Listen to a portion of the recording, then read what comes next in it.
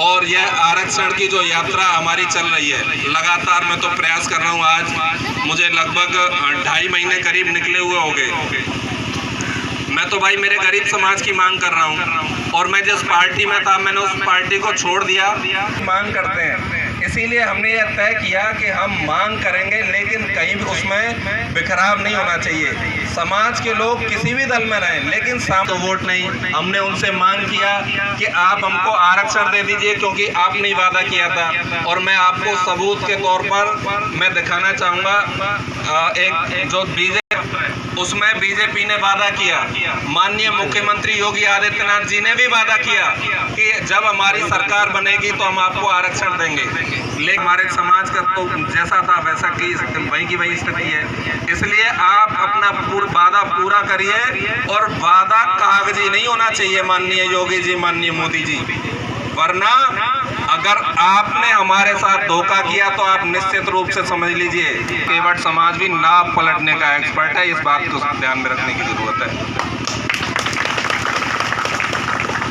मैं भारतीय जनता पार्टी का वो वादा याद दिलाता हूँ। यह भारतीय जनता पार्टी का चुनाव घोषणा पत्र है, आप देख सकते हैं। और भारतीय जनता पार्टी के चुनाव घोषणा पत्र में भारतीय जनता पार्टी ने यह वादा किया था कि यदि भारतीय जनता पार्टी की सरकार बनेगी तो मैं दिखा देना चाहता हूँ पेज नंबर 56 पे ही लिखा हुआ है साफ साफ। ये देखिए, ये पेज नंबर 56 पर लिखा हुआ है कि भारतीय जनता पार्टी की सरकार बनने पर निषाद केवट माझी समाज मल्ला समाज को अनुसूचित जाति का दर्जा दिया जाएगा।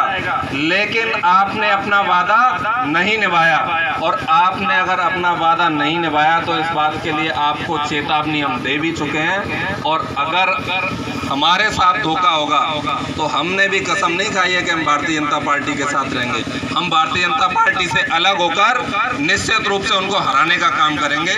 इस बात की शपथ यह निषाद केवट का प्रत्यक्ष समाज ले चुका है। मैं एक विनती और आप लोगों से करता हूँ, यह तो राजनीतिक टच की बात हो गई।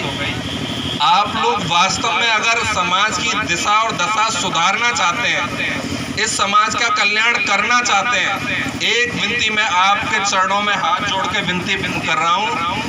और इसके लिए आप अपने जो बच्चे हैं छोटे छोटे, कसम खा लीजिए एक समय का खाना खाएंगे लेकिन अपने बच्चों को पढ़ाएंगे। एक समय का खाना खाएंगे बच्चों को।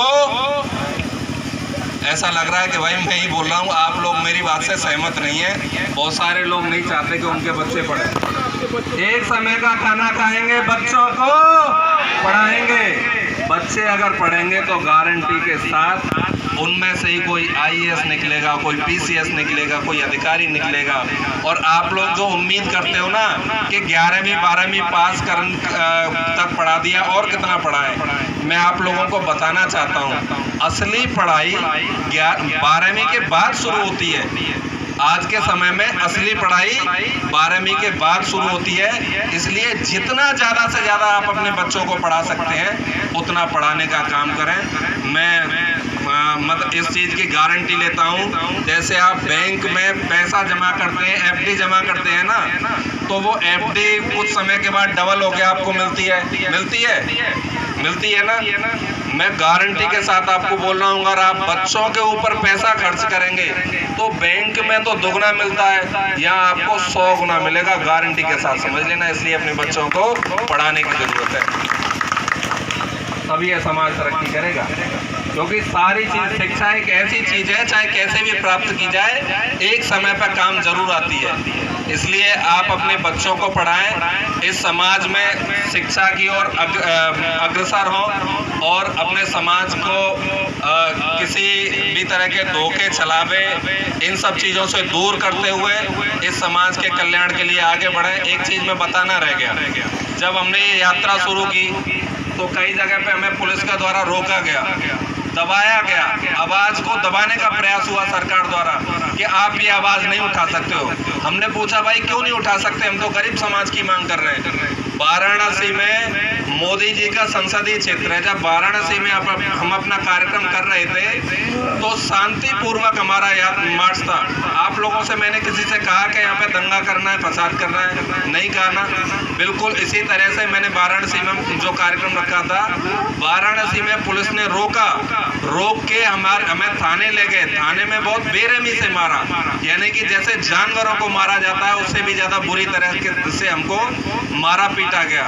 उसमें मेरे एक कान की आवाज चली गई, मेरे कान से बहुत खून निकला, सर जमीन में लगाता, लात घूंसे डंडे जितना मार सकते थे मार के उन्होंने बेहोश कर दिया। एक कान से खून निकला। मेरा 25 दिन इलाज मेरा दिल्ली के एम्स अस्पताल में चला, लेकिन आप लोगों के लिए मैं हिम्मत करके, कोई दूसरा व्यक्ति होता तो शायद नहीं आता। और ऊपर से यही नहीं कि मारा पीटा, ऊपर से झूठा मुकदमा भी दर्ज कर दिया।